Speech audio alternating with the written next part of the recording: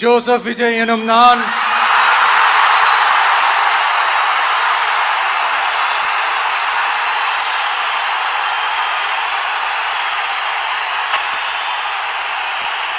சட்டப்படி அமைக்கப்பெற்ற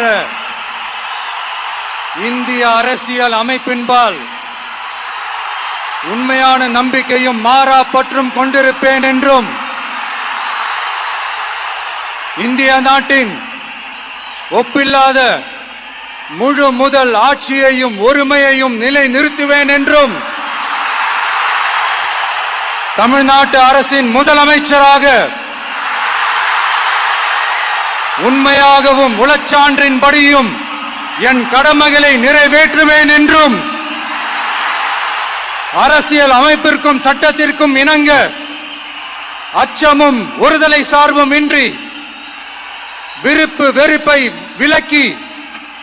பலதரப்பட்ட மக்கள் அனைவருக்கும் நேர்மையானதை செய்வேன் என்றும்